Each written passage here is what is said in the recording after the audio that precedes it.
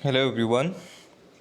So in last lecture we were studying about rainwater harvesting. So far we have studied about the introduction and definition of rainwater harvesting and the various advantages of rainwater harvesting. So in this new lecture we will be studying about the methods of rainwater harvesting. So there are three various methods of rainwater harvesting.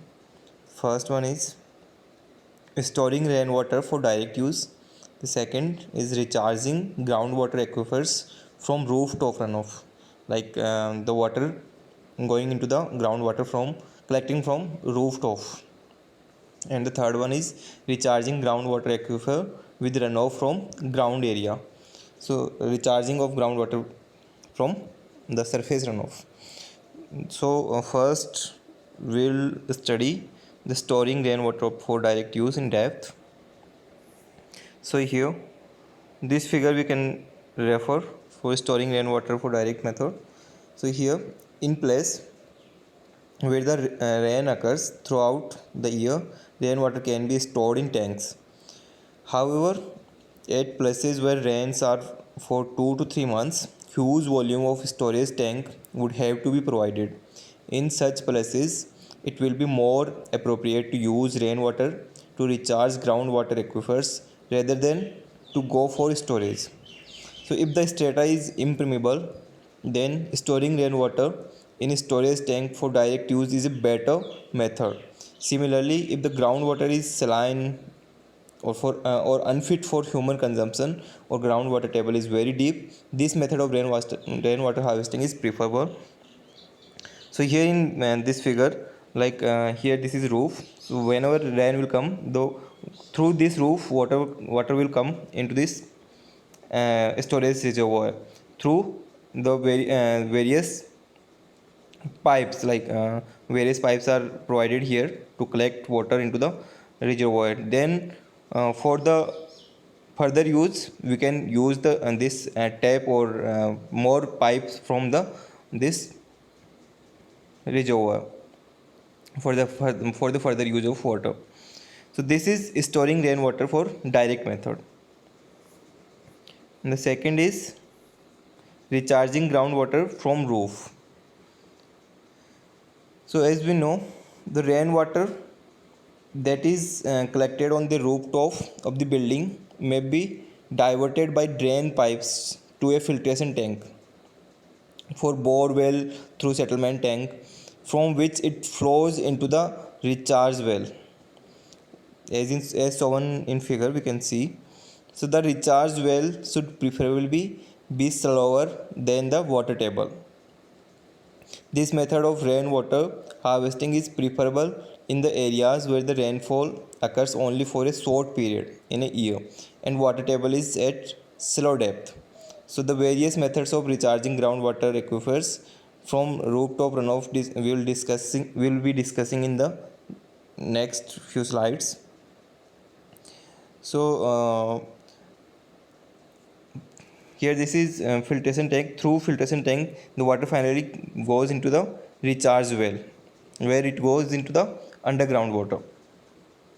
So this is recharging groundwater from rooftop. Third method is recharging groundwater from groundwater itself.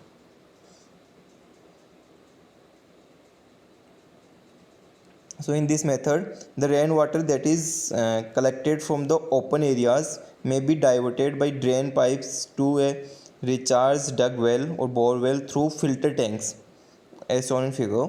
The abundant bore well can be used cost effectively for this purpose.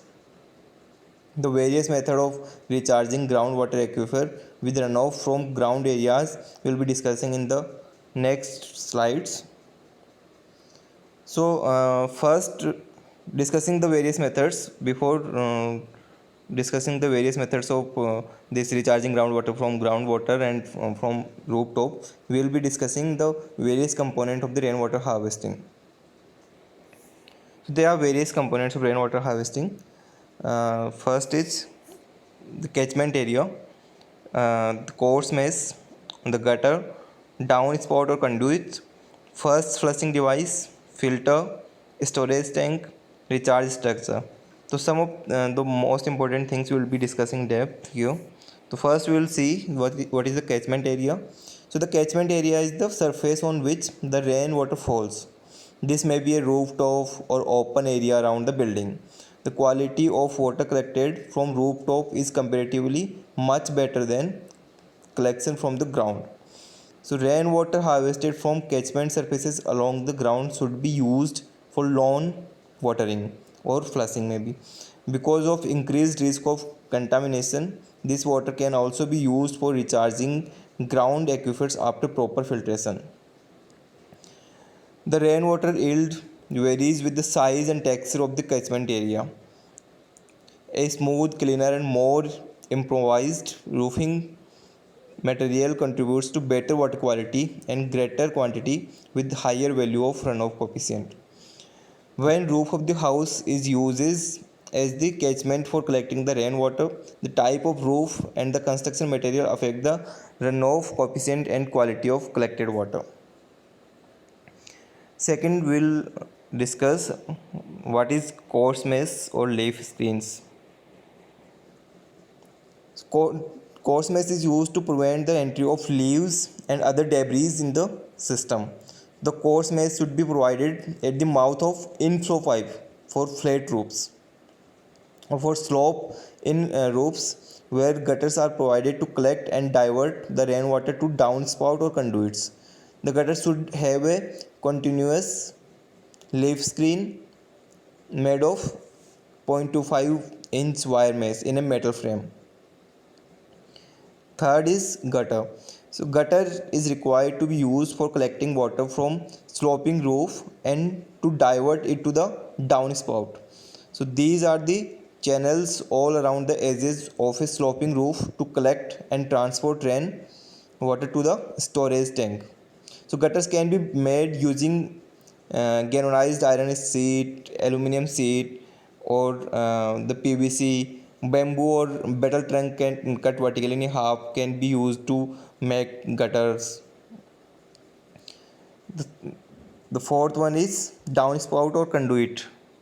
So the rainwater collected on the rooftop is transported down to the storage facility through down spouts or conduits. Conduits can be of any material like PVC, GI or cast iron. The conduits should be free of lead and any other treatment which could contaminate the water. First flushing device.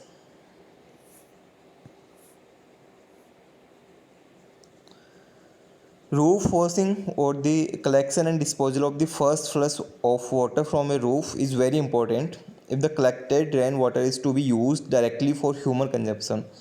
All debris, dirt and other contaminants, especially bird dropping it, etc., accumulated on the roof during dry season are washed by the first rain, and if this water will enter into storage tank or recharge system, it will contaminate the water. So to avoid these things, this first flushing device is used. Therefore, in other words, to avoid this contamination, a first flush system is incorporated in the rooftop rainwater harvesting system. The first flushing device disposes of the first sphere of rainwater so that it does not enter the system. And now we can see here the filter. So if the collected water from rooftop is to be used for human consumption directly, a filter unit is to be required installed in RWS system before storage tank. The filter is used to remove suspended pollutants from rainwater collected over roof. The filter unit is basically a chamber filled with filtering media such as fiber, coarse sand and gravel layers to remove debris and dirt from water before it enters the storage tank. The filter unit should be placed after first flush device but before storage tank. So there are various types of filters which have been developed all over the country. So this is all about the various components of the rainwater harvesting. This was all about for today's lecture. Thank you.